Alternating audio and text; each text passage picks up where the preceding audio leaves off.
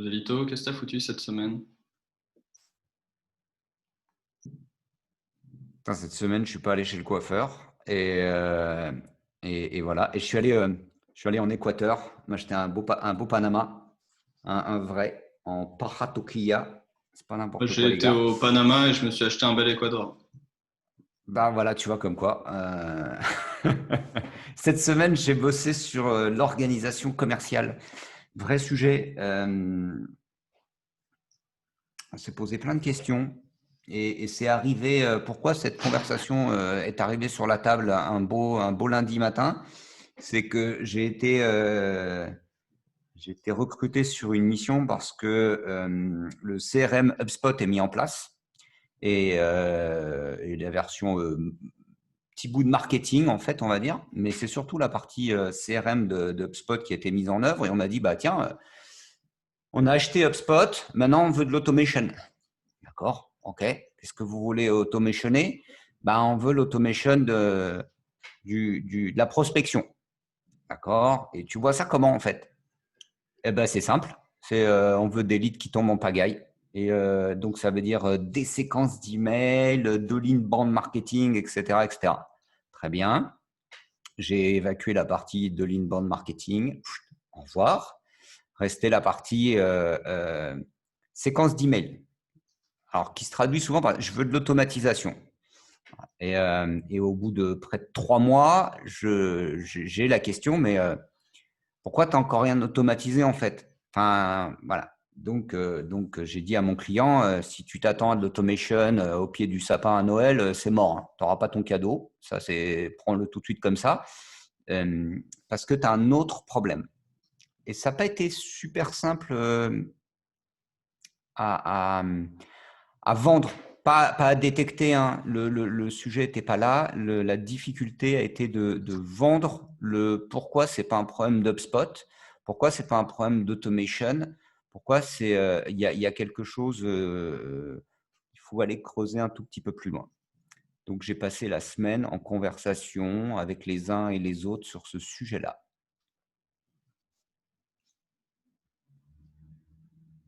C'est une grosse semaine, hein, ça t'a laissé un blanc là. Tu te dis putain, comment je vais enchaîner sur sa connerie. Qu'est-ce que Euh, t'as fait cette semaine? T'as papoté. J'ai papoté, j'ai papoté, j'ai papoté, j'ai fait pas mal de réunions pour, Un vrai euh, consultante. pour Ça papote démontrer. au lieu Non, d'automatiser. non, non, non, j'ai fait aussi. Alors, pour montrer que l'automation n'est pas la bonne solution, j'ai proposé d'automatiser. Donc, j'ai vraiment pris le temps de dire, bah, on a l'outil, vous voulez faire de l'automation, très bien. J'ai ouvert l'outil en grand, dans une salle de réunion avec un grand écran. J'ai pris la partie, pour ceux qui connaissent HubSpot, workflow, et j'ai dit, OK, bah, c'est parti, vous voulez faire de l'automation, workflow. Très bien. Alors, qu'est-ce qu'on va attaquer? J'ai proposé d'attaquer par le bas de l'entonnoir. J'ai proposé d'y aller simple, en disant, on va faire par le bas de l'entonnoir. D'accord? Vous avez des clients, comment vous les fidélisez? Quand le contrat s'arrête avec le client et que vous voulez renouveler le contrat, comment vous procédez? Ça, c'est facile. Vous connaissez vos clients, vous avez un processus de fidélisation. Et j'ai commencé à gratouiller là-dedans. Et là, on m'a dit ah ouais, mais attends. Je dis parce que regardez, vous pouvez envoyer des mails en interne, en externe, des SMS, faire des webhooks, faire des embranchements, des si alors. Il n'y a pas de problème, il n'y a pas de limite dans l'outil. Hein. OK. Il me dit ouais non mais attends c'est pas non mais c'est pas trivial là parce que ah ouais mais attends ça implique ah ouais non mais comment on fait ça? Et là j'ai fait une proposition à mon client, je lui ai dit bah comment on peut se poser la question? Pourquoi? Parce que dans cette organisation il y a des commerciaux et les commerciaux font tout. C'est-à-dire qu'à la fois ils vont à la chasse, donc ils doivent faire du phoning, créer leur base de contact, toper des rendez-vous, rédiger des propositions commerciales, les présenter, les défendre, et une fois que c'est fait, signer le client, installer le client, et avec le temps, fidéliser le client. Et j'ai émis l'hypothèse que ce n'était pas la bonne approche, que ça ne fonctionnait pas si on le faisait de cette façon-là. Hypothèse révolutionnaire. Waouh, attention, hein. Je suis pas n'importe qui, hein. Tu sais, gringo, il a le chapeau. Hein. Et Bah, révolutionnaire, oui, en fait, pour le coup, au sein de cette organisation, elle est révolutionnaire. Pourquoi? Parce qu'ils partent du postulat qu'un commercial doit savoir tout faire. Tout vendre, déjà. Postulat qui s'appuie sur… Une longue tradition Tu connais l'histoire du… des coins du rôti coupés. Bah Tu connais, ouais, non? oui, je connais. Ouais, ouais, bah oui, bah non. Et aussi les singes avec la Tu banane vois qu'il ne bien fallait pas toucher. ça, et en fait, c'est un sujet récurrent. J'en parlais encore ce matin.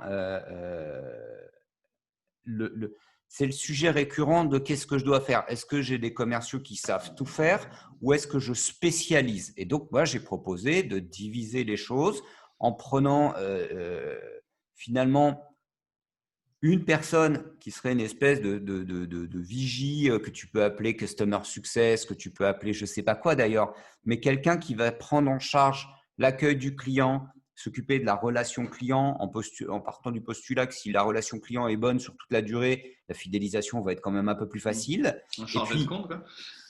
chargé de compte, très bien. Et puis, laisser à Je parle côté en de agence. ça des commerciaux avec un profil plus développeur qui, eux, vont être sur le terrain, etc. Alors après, je suis allé même un peu plus loin en disant, enfin, ayez des commerciaux sédentaires attachés sur leur chaise avec interdiction de sortir. C'est-à-dire que quand il y Tu a vas te faire des besoin de amis. faire quand il y a besoin de faire quelque chose, tu demandes à un commercial qui, lui, a les jambes, la bagnole et tout, d'aller sur le terrain. Je l'ai fait chez Bouygues Télécom dans les années 2000. Ça fonctionnait super bien ce tandem. Donc, j'avais un pool de 6 personnes. On ne bougeait pas, on ne sortait pas. Et par contre, Vous dès qu'un aviez commercial arrivait, vos petits drones qui allaient… ouais, c'est ça. Eux, ils signaient le contrat, ils avaient la bagnole, la tchatch, tout le bordel, ils allaient signer les contrats. Généralement, ils revenaient avec des contrats totalement de traviole, plutôt merdiques. C'était pas grave. Nous, on récupérait les contrats merdiques, on les redressait, on disait au client, ouais, ok, bon, le gars, il vous a vendu des trucs, c'est pas tout à fait ça, mais c'est pas grave, on va prendre en charge. Parce que dans mon idée, mais on va dévier de ce qu'on avait prévu, mais donc j'ai posé la question cette semaine de pourquoi on ne peut pas passer d'une organisation où tu as un commercial qui fait tout à la spécialisation. Et on m'a dit, ouais, mais tu sais, quand tu signes avec quelqu'un, tu veux que ça soit ton interlocuteur tout le temps. Ce à quoi j'ai répondu, attention, ego mal placé. Pour l'avoir vécu, Ah, tu parlais euh, quand tu signes en tant que commercial, pas en tant que client. on te dit, ouais, le client, ce qu'il veut quand il signe avec son commercial, il veut avoir toujours le même Ah, donc commercial, tu tu parlais bien du client. comprends? Tu parlais Ouais, bien du ouais, il client. a une relation unique. Et je dis non, en fait, le client final, il en a rien à foutre. Il a signé avec quelqu'un, c'est pas ça qui va l'intéresser. Il va oublier le nom de la C'est personne vrai avec qui il on a répète signé. beaucoup ça et qui est peu vrai. C'est peut-être vrai sur une toute petite phase de transition, mais à un moment, s'il s'avère, et c'est généralement le cas, que la personne qui fait le closing n'est pas la bonne personne pour faire le suivi, c'est quand même souvent le cas. Et le client préfère avoir la personne la plus appropriée. Il ne préfère pas avoir la même personne. Sur les 100 clients que j'ai signés chez Teambox entre 2008 et 2012, on va dire, je suis en conversation avec peut-être 20% d'entre eux, encore aujourd'hui.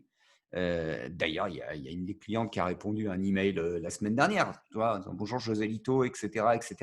Néanmoins, ces individus-là sont très très contents d'être chez Teambox pour leur téléphonie, ont un service client redoutable et ils n'en ont rien à secouer de Joselito Tirados, quoi. Ils sont contre-fiches, ils ont leur service et Ça vaut c'est ce mieux que qui tu ne fasses pas le importe. service client en plus. Et je l'ai fait très très bien en plus à ce moment-là. J'ai Je fait ne un dis pas dans très bon l'absolu. service Je veux client. dire là tout de suite. Là, tout de suite, maintenant, j'ai autre chose à faire. On est bien d'accord. Donc, tu vois, mais moi, le premier, je disais non, tu comprends, c'est mes clients, je tiens la relation. Si je suis pas là, tout va tomber, tout va disparaître. Là, tu me fais Teambox, tout de suite allumer le voyant scale, c'est-à-dire que c'est vraiment la barrière pour n'importe quelle petite ou toute petite entreprise. Alors, quand tu es freelance, tu as ce problème où tu veux tout faire toi-même et tu as tes clients, tu gardes tes clients. Et finalement, on retrouve ça dans les PME, avec alors surtout les commerciaux. La version ancienne de ça, c'était le Rolodex et tu te promenais avec tes clients d'une boîte à l'autre.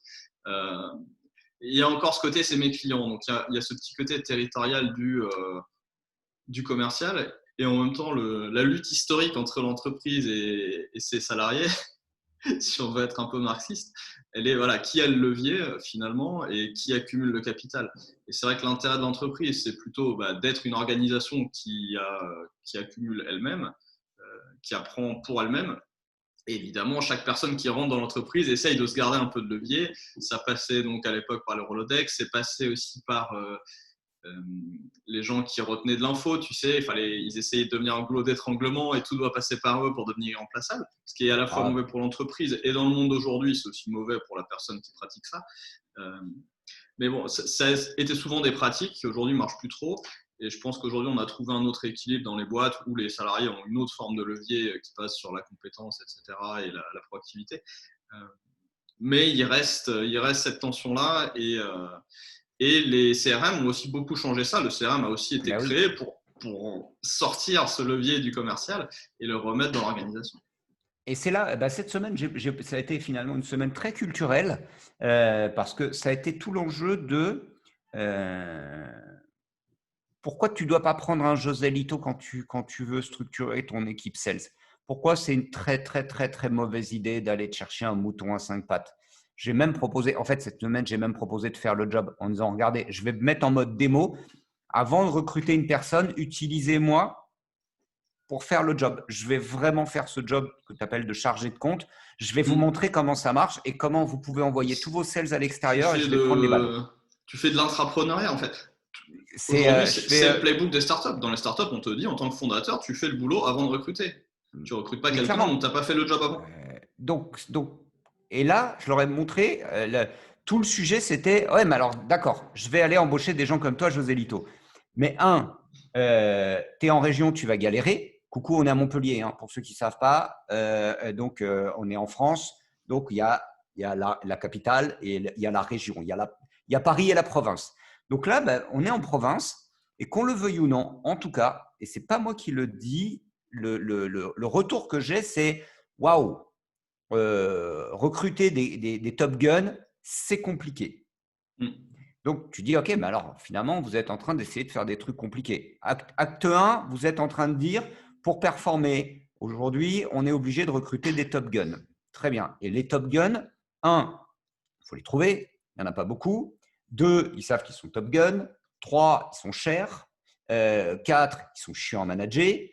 Et donc, tu dis, mais pourquoi tu vas face nord en fait? Pourquoi tu vas tout de suite chercher à faire des trucs très chiants? Alors, on m'a dit, il faut embaucher que des A-players. Il faut embaucher que des A-players si tu veux, j'en sais rien. Mais si quand tu as les moyens de le faire, sauf que si tu ne peux pas rémunérer… C'est toujours pareil. Pourquoi faire? Qu'est-ce que tu en fais? Il faut savoir les utiliser, les entre guillemets A. Déjà, A, il y a un contexte à être un A, ça ne veut pas dire grand-chose. Et ensuite, comment tu les utilises? Donc, moi, Montpellier, je suis un A-player. Peut-être qu'en Californie, je suis un Z-player. Ouais. Ou pas. À chercher. Non, mais sérieux, tu vois bien que le truc, il est là. C'est que tu dis, en plus, il faut les payer. Et quand tu es sur un business dont le modèle économique ne te permet pas d'avoir des marges de ouf et ne te permet pas forcément d'avoir non plus des volumes de ouf. Voilà, tu n'as pas non plus le financement parce que tu n'as pas d'attente de croissance folle et donc tu n'as pas l'argent gratuit, entre guillemets.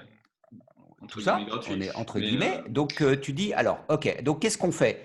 Donc, c'est ce qui milite pour ma part parce que le grand sujet, c'est ça versus spécialisation. Donc, moi, je dis, OK, alors, on va prendre le process, le découper en petits bouts et affecter à certains individus un tout petit morceau.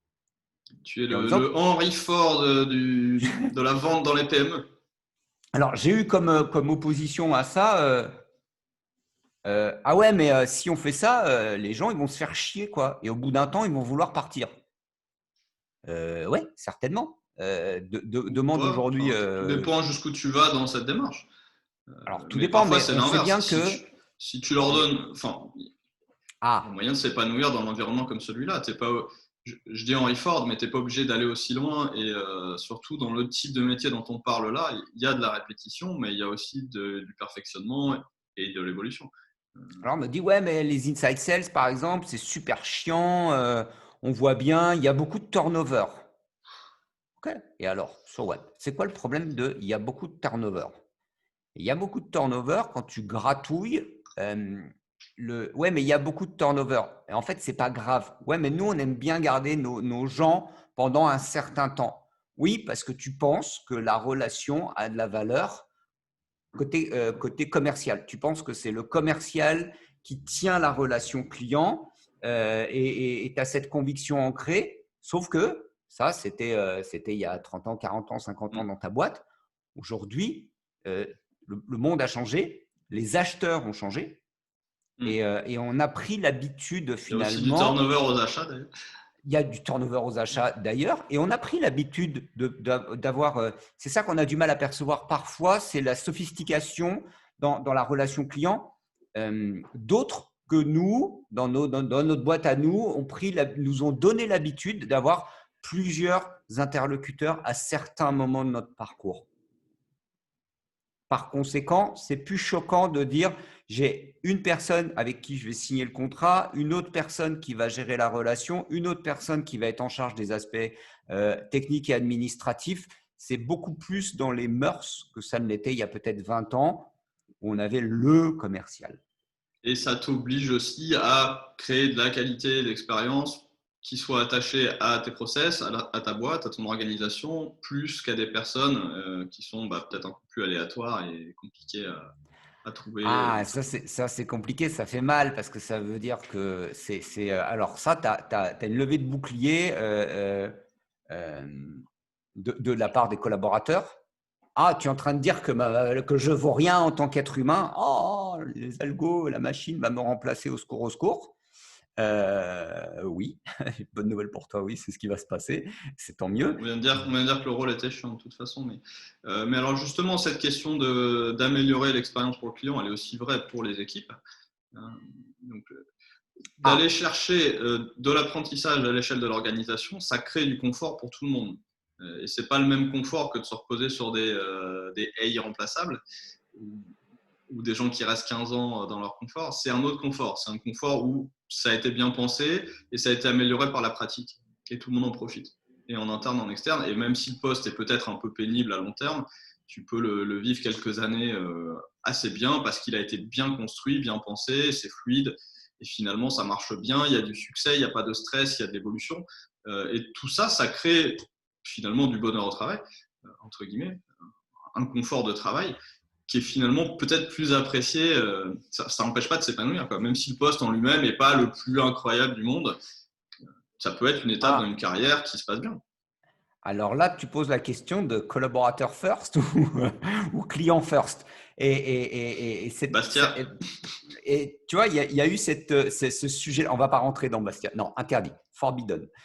Mais il y a eu ce sujet. Cette semaine, j'ai eu ce sujet de dire, mais qu'est-ce qu'on fait? Expérience collaborateur d'abord ou expérience client avant tout? Symétrie des attentions. Et là, évidemment, j'ai introduit la notion de symétrie des attentions.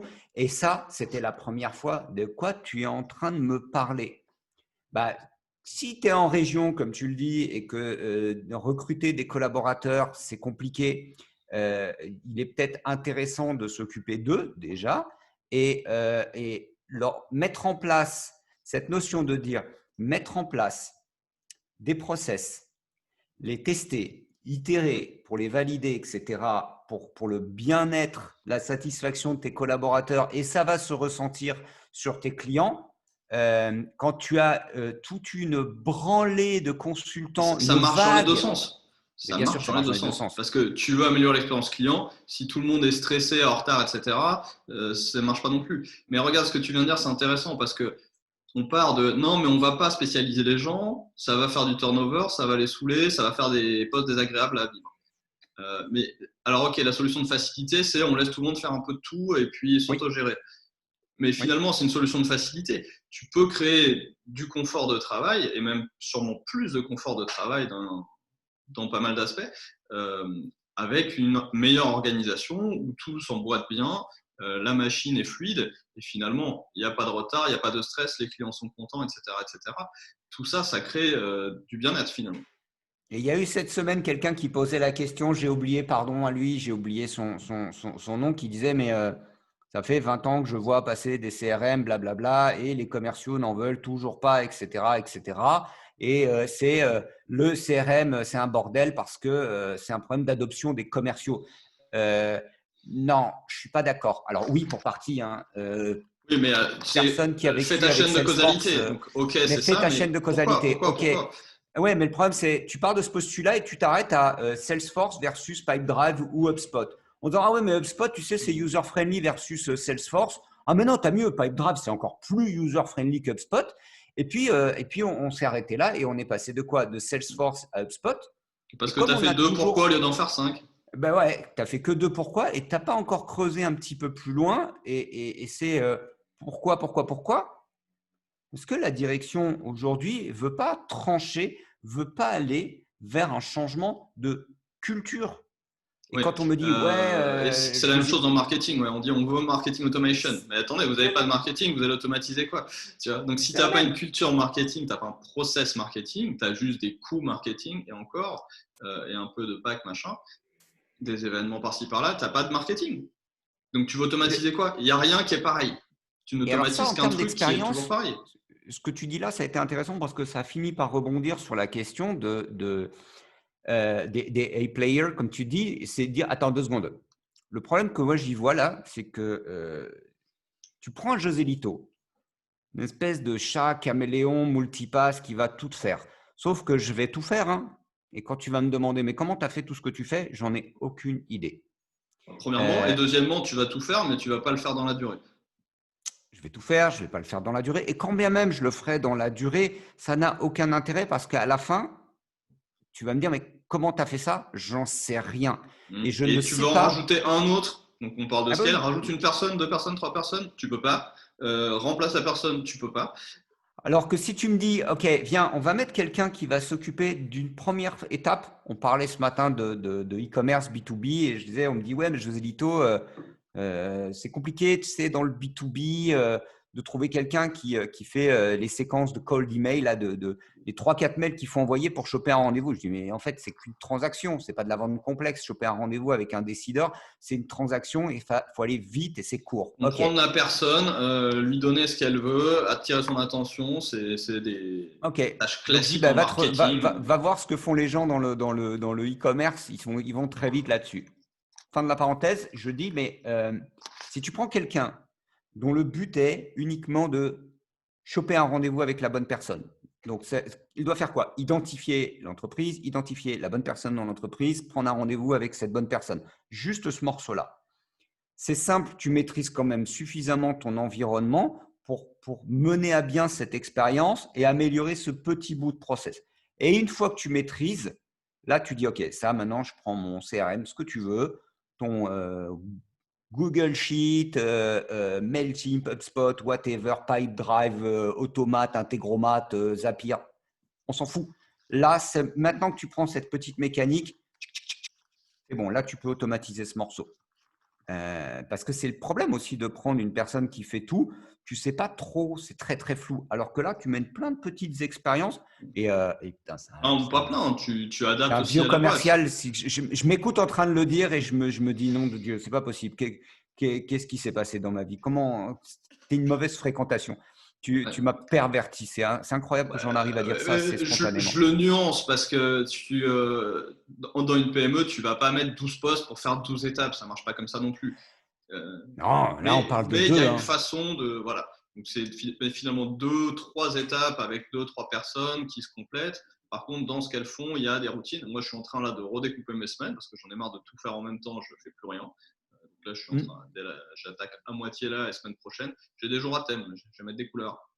Et bah, je serai plus dispo que 2 jours par semaine pour les coachings d'équipe. C'est comme ça. Mais au moins, j'ai Et mes c'est journées à et thème c'est- et je vais avancer 2 fois plus. Sinon, tu fais 15 trucs à la fois et tu fais plus rien parce que il n'y a plus de deep work. Et c'est mauvais pour le cerveau. Hein. Ton cerveau, tes neurones,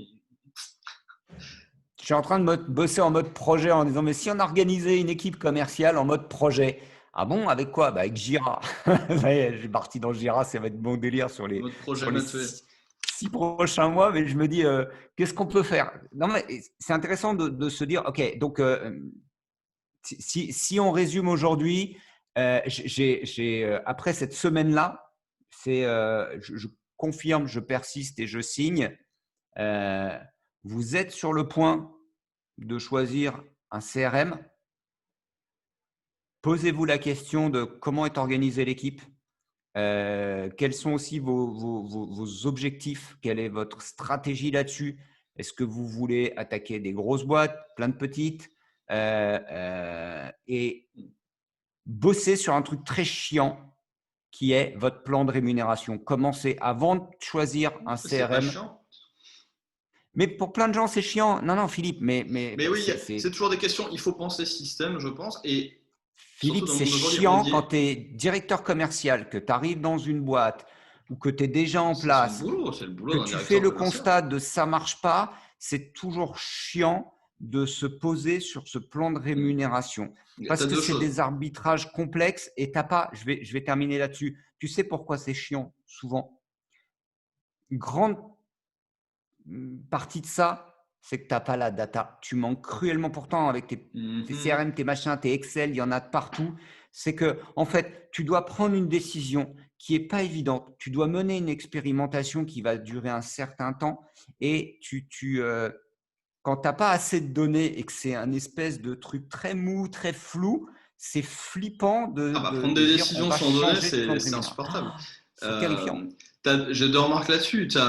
Alors, sur les plans de rémunération, ça, du moment où tu es dans une économie un peu libre, donc du moment où tu es dans une économie où les gens sont libres et font ce qu'ils veulent, entre guillemets, et donc on est dans de la transaction libre et on n'est pas des serfs, tout n'est plus qu'une question d'incitation. Et dans le monde naturel, c'est pareil. Tout n'est qu'une l'évolution, la sélection naturelle, c'est des questions d'incitation. Qu'est-ce qui est le plus rentable finalement pour toi? Donc, on est certes pas rationnel dans nos décisions, mais à la fin, ça passe par des incitations, qu'elles soient rationnelles ou pas. Donc ça, c'est sur les rémunérations. Et sur ce côté équipement et versus process, donc équipement logiciel versus process, ça fait 40 ans que ça a commencé par les grosses boîtes, mais ça fait 40 ans que le logiciel mange le monde, qu'on a cette transition numérique. Ça a commencé avec des énormes SI dans des très grosses boîtes, tu as connu bien avant que je sois né. Et aujourd'hui, on se retrouve dans les PME à faire ça avec des SaaS, type HubSpot, qui arrivent dans des PME qui, elles, n'avaient pas tout à fait pris ce virage, pas partout. Ils l'avaient pris un peu avec Sage en ERP, ce genre de choses, un peu la compta, mais pas trop. Et aujourd'hui, on se retrouve avec de nouveau ce même problème qu'on ressasse depuis 40 ans, qui est quand vous rentrez dans SI, quand le logiciel vient vous manger, vous n'avez pas le choix que de travailler vos process avant, parce que la machine n'est pas encore assez intelligente pour faire comme ton commercial multipass. Donc, tu dois découper. Cette semaine, je me suis entendu dire, mais HubSpot, parce que je le kiffe, mais HubSpot, Marketo ou autre, hein, c'est considérez-le comme un ERP, considérez la mise en place d'HubSpot au sein de votre organisation comme un projet ERP. Il y en a qui l'utilisent pour faire du service d'ailleurs. Ah ouais, mais il est prévu pour en fait. On est sur marketing, sales, service et ils vont continuer. Ouais, ça commence doucement, mais pour me souvenir, le logiciel je me souviens de HubSpot en 2014. Le CRM HubSpot s'appelait Sidekick. Et c'était juste le truc qui permettait de savoir si un… Tu vois, voilà, le MVP, c'était une extension Chrome et ça permettait de savoir si quelqu'un avait ouvert tes mails. C'était que et il y ça. avait les slides sur, comment il s'appelait celui-là? Lead-in. Yes. Lead-in, très juste. Lead-in. Ah ouais, un plugin WordPress. Il y avait plugin WordPress, Lead-in qui te permettait de savoir les gens qui regardaient tes PDF, etc. T'imagines, on est en 2020 et aujourd'hui, c'est un CRM qui compte sur le marché. Ouais. Non, c'est pas énorme. Donc, la partie service chez HubSpot en 2025. Ouais, Zendesk peut commencer à se chauffer. Il y a qui Facebook vient d'acheter un CRM, je ne sais pas si tu as vu. Oui, Facebook vient d'acheter un CRM. Donc, là-dessus. Salesforce vient d'acheter Slack. Salesforce vient d'acheter Slack. Je ne suis pas très inquiet sur le développement d'un outil comme HubSpot. Et je trouve, pour ma part en tout cas, c'est un parti pris qu'au sein d'une PME, c'est super, c'est excellent. Parce que je vois la complexité pour ces entreprises-là qui n'ont pas cette culture. Zapier, machin, avoir une foule de petits outils Au qui font plein de passage, choses et les emboîter, c'est compliqué. je sais ce que tu as fait Et, cette semaine. Parce que tu nous fais, on peut pas automatiser, etc. Sauf que quand tu tombes sur un truc qui est déjà processé, déjà répétitif, au hasard de la compta, là, tu m'as dit que tu as sauvé 24 jours hommes en 1 heure. Un truc du genre. ouais. Ah, bien sûr. Mais je suis en train de faire quoi? D'un côté, OK, est-ce qu'on peut faire ça avec de la glu digitale, des Zapier, machin? Et de l'autre côté, j'ai lancé un dev en disant, est-ce que tu peux me coder un truc propre avec du Symfony, que ça tienne la route, que ça soit hyper robuste, etc. Je lance les deux expérimentations en parallèle et je vois ce qui retombe. Mais bien sûr, Mais, Philippe, la différence là, elle est entre tu as des process qui sont très manuels côté sales et qui du coup ne sont pas automatisables en l'état. Et de l'autre côté, tu es tombé sur des process qui étaient très stables parce que c'est de la compta, c'est réglementaire, c'est ennuyeux, c'est fait pour. Mais de la Et même ça, façon que par dans contre, c'est. une PME, tu vas trouver un Sage et ils ont déjà oublié la torture que c'était de Ouais. passer dans Et Excel, là, plus l'adoption est machin, faite. plus Personne ne revient en Access. arrière. Donc, Eh non, personne ne l'adoption du revient en CRM ne arrière. se fait pas et pourtant, l'adoption de l'ERP, c'est faite. Et quand tu leur dis, OK, vous voulez vraiment mettre en place un CRM? Pas de souci. Qu'est-ce qui s'est passé quand vous avez mis en place Sage dans votre organisation? Ah putain, ça a pris 3 ans, ça nous a coûté une fortune, on a galéré sa mère. Ok, pourquoi vous avez galéré? Ben parce qu'en fait, tu vois, quand on gérait les stocks, il y avait un mec, il avait un papier, un crayon, il notait des trucs, et puis maintenant il a des douchettes, et puis il y a ci, il y a ça, etc. Et d'ailleurs, ça me fait rire parce que j'ai posé la question cette semaine, enfin, c'est marrant, je tilte au moment où je te dis, c'est que je leur dis, mais au stock, là, les gars qui font les livraisons et tout, machin, qui sont comme ça, comme ça. Ah non, mais ça, on n'a pas de problème. On les recrute, on les tège, ça va super vite. Ouais, bah pourquoi on ne fait pas la même chose pour les commerciaux? Bah, c'est pas pareil, José Lito. Bah pourquoi c'est Pour pas pareil? l'instant. Bah parce que c'est pas pareil. Bah pourquoi c'est pas pareil? Ouais, bah vas-y, on a autre chose à faire que cette réunion. Bien, on se casse. Ça me rappelle, j'avais mis sur une homepage à une époque, votre process, vos opérations sont bien huilées, mais votre marketing, ça devrait être pareil, quoi. Et nous, c'est ce qu'on essaye de faire avec Tempo, etc.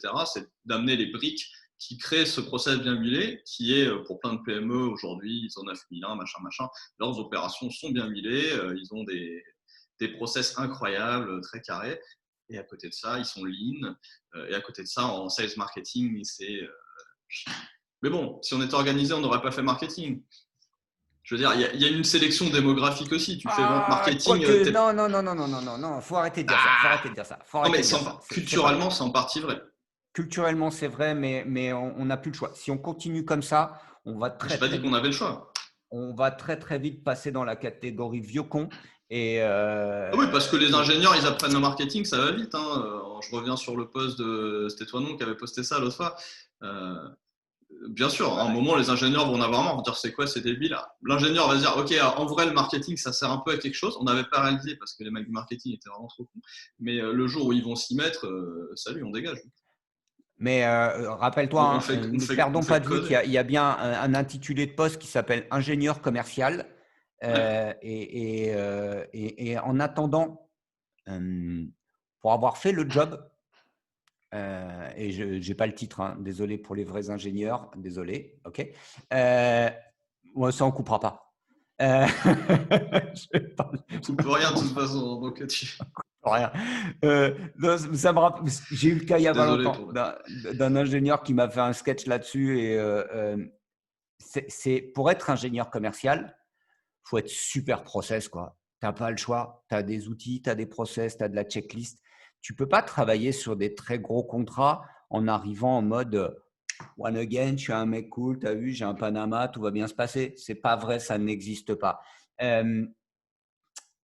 Pour résumer cette conversation qui est quand même encore partie totalement presque en vrille, Franchement, il ça faut, il va. faut quand même, non, il faut quand même dire aux gens qui nous regardent aujourd'hui, bonjour les gens qui nous regardent aujourd'hui, que avant, pourtant, Philippe Larcher, ici présent, met en place une pyramide, structure l'information, fait un truc très très bien. On le fait généralement à la rage 10 minutes, un quart d'heure avant. Après avoir parlé de Bastia, de Tesla, de je sais pas quoi, de mon mal de dos, whatever, de mets un chapeau, Joselito, t'es tellement mal coiffé qu'il faut que tu mettes un chapeau. De mon Euh, café. voilà, de bon café. Donc, résumons et, euh, et essayons de proposer aux individus de commencer par la fin. Alors, c'était quoi l'idée de cette Commencer par la fin. conversation? Non, mais tu me Un, racontes ce que tu as fait cette semaine et tu as fait de l'organisation commerciale. Donc, oui, la chose qu'on n'a pas dit finalement, mais qui est un peu notre mantra en ce moment, c'est en termes d'organisation, c'est la bonne personne dans le bon rôle. Et la première étape, oui, c'est de définir les bons rôles. Euh, Parce qu'on n'est pas une accumulation de personnes qui est très forte individuellement, en tant qu'organisation, en tant qu'entreprise. On essaye d'être un tout composé de personnes, certes, mais un tout qui a sa vie propre et sa valeur propre. Et donc, dans le monde d'aujourd'hui, qui arrive à accumuler de la valeur et une capacité à créer plus de valeur que juste une collection de personnes séparées.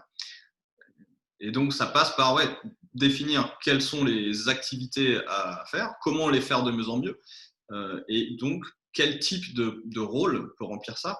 Et donc, dans la définition de ces rôles, il faut aller vers des choses pas trop rares, pas trop irremplaçables, pas trop immanageables, pas trop chères.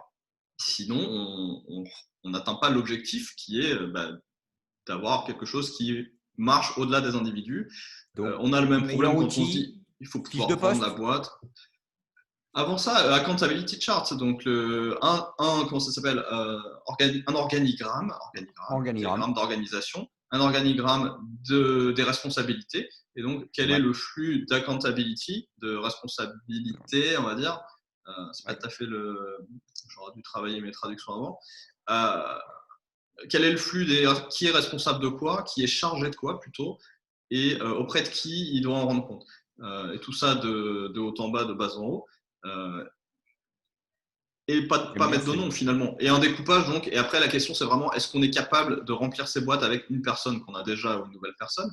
Et surtout est-ce que c'est des profils trouvables au bon prix, à la bonne vitesse et dans la bonne quantité. Et si on veut scaler, il faut pouvoir en ajouter. Donc, est-ce que quand on en ajoute, ça fonctionne? Est-ce qu'on peut en trouver plus à la bonne vitesse, au bon prix?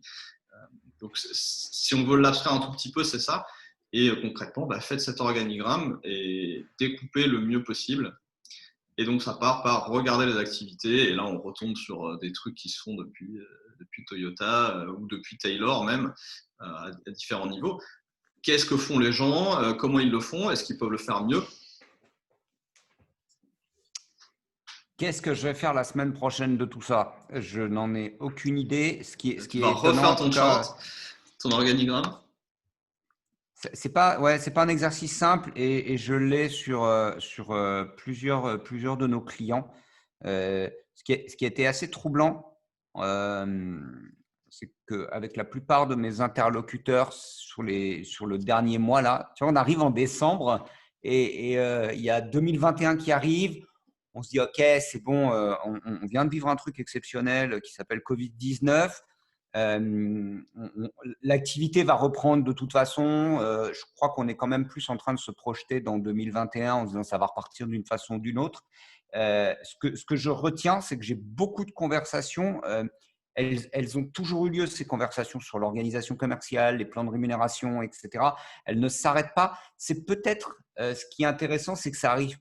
Ce que tu disais tout à l'heure, un des points que je retiens, ça arrive sur des organisations de plus en plus petites Mm, parce que justement, elles sont obligées de s'organiser comme des grandes mm. dans ce monde. J'aime bien ton expression à chaque fois, tu dis, c'est pas que le monde est de plus en plus complexe, c'est que le monde est de plus en plus sophistiqué.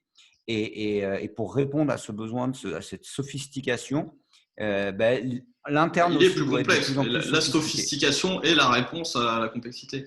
Euh, et c'est ce qu'on Ouais, mais parlait c'est ça tout que à j'aime l'heure bien, de c'est que tu donnes la réponse. compétition. Parce qu'à chaque fois, on dit le monde est complexe, ça c'est le problème. Ouais, mais il faut Mais c'est comme regarde la sophistication du vivant, les animaux qui sont dans le guépard et la gazelle. Voilà, j'ai vu passer ça tout à l'heure sur LinkedIn. Deux animaux extrêmement sophistiqués parce que ça fait je sais pas, un million d'années ou un million d'années qu'ils se courent après. Donc tous ceux qui couraient pas assez vite sont morts. Leurs enfants, par contre, ont prospéré et voilà le résultat. Donc, c'est pareil dans le monde humain et dans le monde technologique. Ce qui m'interpelle aussi beaucoup, et on l'a dit tout à l'heure, mais je le reformule là, c'est que beaucoup de process de l'entreprise sont déjà très découpés. La compta est découpée, la logistique est découpée, les opérations, la production sont découpées, c'est normé, etc. Parce que c'est plus facile. Mais dans les métiers de la connaissance, ce qu'écrivait Drucker aussi fin du XXe siècle, les travailleurs de la connaissance, eux, ont eu du mal à faire ce travail-là. Ils l'ont fait dans les startups, ils l'ont fait dans les grands comptes via l'introduction aussi donc, des logiciels, énormes logiciels de gestion, mais ils l'ont fait mal. Hein.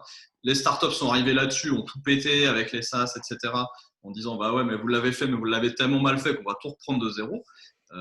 Et voilà, Tesla, etc., pour les cas extrêmes, Nokia versus iPhone. Et aujourd'hui, bah, les PME se retrouvent dans cette encore nouvelle vague à se dire bah, finalement, la partie la plus importante de l'entreprise, créer un client, c'est vente et marketing, Drucker encore. Le rôle de l'entreprise est de créer un client, rien d'autre. Donc, la vente et le marketing, pourquoi aujourd'hui c'est la seule chose qui n'a pas fait sa révolution? Parce que c'est des métiers de la connaissance, donc c'est plus dur à découper. Mais le logiciel le permet aujourd'hui et le Covid oblige à faire aussi la bascule du travail à distance, etc. Et donc, accélère encore. Parce que les outils sont en place. Hein. Ça fait 20 ans que les outils sont là. Oui, les outils sont là depuis longtemps. Ce qui est intéressant avec le Covid, je mets les guillemets d'usage, hein, pardon, à ce qui est intéressant, mais c'est qu'on s'est retrouvé dans des organisations en fait qui avaient des Top Guns et qui ne peuvent plus supporter économiquement hein, les Top Guns en fait. C'est-à-dire que il y a moins de possibilités d'aller chercher des nouveaux clients. Les gars sont là, ils sont pas exploités, ils n'ont pas de temps à perdre. Ils sont pas forcément, ça fait partie du Top Gun, ce qui n'était pas forcément. Et par ailleurs, il y a des millions et des millions qui partent dans des startups parce qu'il y a trop de cash sur le marché. Donc, des startups ou des PME. embauchent les Top Gun. Ben oui. Plutôt les startups aujourd'hui qui lèvent. Plutôt les startups, mais je vois plein de PME qui se mettent à l'affût en disant attends 2 secondes, on va sortir de la crise, c'est le moment ou jamais. Oui, il y a des PME qui ont du cash en réserve aussi et qui investissent. Et ouais, elles ont du cash et elles se disent bon, c'est le moment d'aller chercher d'autres profils. Étonnamment, c'est celles qui sont déjà bien processées, bien digitalisées, etc., qui sont prêtes à payer ces gens-là parce qu'ils savent créer plus de valeur, donc plus de marge, donc mieux payer. Quand tu payes mal, tu peux pas. Et pourquoi tu payes mal? Parce que tu as peu de marge. Pourquoi tu as peu de marge? Parce que tu n'as pas mis en place les briques du scale. Ah ouais, ça va faire l'objet d'une autre conversation. Cool. Bah écoute, en tout cas, pour moi, ça a été une semaine particulièrement intéressante. J'ai trouvé beaucoup d'échos ces derniers temps sur LinkedIn. Il y a encore quelques personnes sur LinkedIn dont les posts sont intéressants. Non, c'est un désastre. J'ai eu une conversation. Clique 2 fois pour voir sauter le dauphin. J'ai vu, je sais pas pourquoi j'ai eu une conversation en début de semaine avec quelques anciens des vieux de LinkedIn, tu vois, où on se disait mais qu'est-ce qui se passe sur LinkedIn à part rien du tout en ce moment? Tu sens qu'il y a une espèce de mouvement de glissement qui est en train de s'opérer. Il y a encore, donc c'est plus un message pour ceux qui disent il n'y a plus rien sur LinkedIn. Si, il y a encore des belles conversations intéressantes. Comme par exemple. Non, tu n'allais pas nous dire que tu avais vu passer un truc. Mais si, mais c'est toi qui m'as transféré. Il faudrait que tu mettes les liens des posts sous cette vidéo si on les a encore, pardon. Des conversations intéressantes sur ces sujets de recrutement, les organisations. d'organisation. Oui, c'était il y a 2 semaines. Ok. Il y a 2 semaines, tu as fait passer un super post. Il y a eu une très belle conversation là-dessus. Tout le monde a balancé son org chart. Ouais, j'ai trouvé qu'il y en a tellement peu. Non, mais franchement, Philippe, des conversations. Ouais, c'est vrai qu'elle sortait un peu du lot, celle-là. Vraiment intéressante. Il n'y en a pas tant que ça aujourd'hui. J'aimerais juste revenir sur l'expérience. Tu me parlais du X et tout ce qu'on a dit aujourd'hui peut paraître un tout petit peu, surtout peut-être dans la culture française, mais en général dans les aspirations qu'on a aujourd'hui, ça paraît mécanique, ça paraît froid, ça paraît robotique, déshumanisant, ultra-capitaliste, etc. Mais il faut aussi penser que tout ce travail sur la standardisation, la compréhension, l'amélioration continue et l'apprentissage de l'organisation crée de la qualité d'expérience pour les clients comme pour les salariés. Alors après, on va nous ressortir les exemples d'Amazon, etc., des entrepôts Amazon. Est-ce que ça va trop loin? Oui, peut-être. Dans certains cas, j'en sais rien, je n'ai pas essayé. En tout cas, j'ai bossé à la chaîne chez Renault il y a 15 ans. Je ne pense pas que ce soit pire chez Amazon. C'est probablement mieux et c'est mieux payé aujourd'hui. Donc, et bientôt, il n'y aura même plus personne dans ces entrepôts, ce sera plus que des machines. Donc, au-delà des cas spécifiques, cette démarche-là permet dans les PME de créer plus de qualité, moins de stress, des clients plus heureux et surtout de ne pas se faire tirer trop vite par des gros acteurs. Ah non, mais ce débat, il est tranché pour moi, hein. Quand je dis que tu m'as transformé là-dessus, Philippe, je le persiste et je signe de mon sens. C'est-à-dire que euh, je suis pas moins bordélique, créatif, visionnaire, sulfureux, Libre, détendu. libre, détendu, etc. Par contre, ce qui a vraiment changé, c'est je suis beaucoup plus organisé. C'est la joke du moment autour de Jira et il y a Jira, il y a Jico. Jira, c'est par le biais de ma femme qui est product owner au sein du groupe La Poste, donc qui pilote vraiment des gros projets. Elle m'a mis Jira dans les pattes. J'ai jamais été aussi zen dans ce que je dois faire aujourd'hui et ce que je suis. Les missions que je mène aujourd'hui sont complexes, sont ultra denses. Je bascule sur des environnements B2B, B2C, PME, plus gros, plus petits. C'est vraiment, Commerce. ouais, tout. On est en train de mener une super mission sur du e-commerce. Et Beaucoup de pourtant, créativité, finalement. j'arrive le lundi matin et je suis zen. J'attrape mes outils, j'attrape Jira d'un côté, j'attrape Jico de l'autre, j'ouvre mes analytics, je descends, je me dis, OK, j'ai mon journal de bord, qu'est-ce que j'ai fait, qu'est-ce que je dois faire? Et je vois à quel point, alors que je suis une personne naturellement anxieuse, mais carrément, je suis bien et il y a des phases de flou dans mon organisation, des moments volontaires. Et ce podcast en fait partie. C'est vraiment le côté très cool. Et en tant que commercial, vraiment, pour avoir vécu dans des organisations où il n'y avait rien avoir vécu à l'époque chez Bouygues qui était en avance sur le sujet, chez Bouygues Télécom, où c'était quand même process, standard, etc. Et j'avais beau grogner CRM, j'avais beau…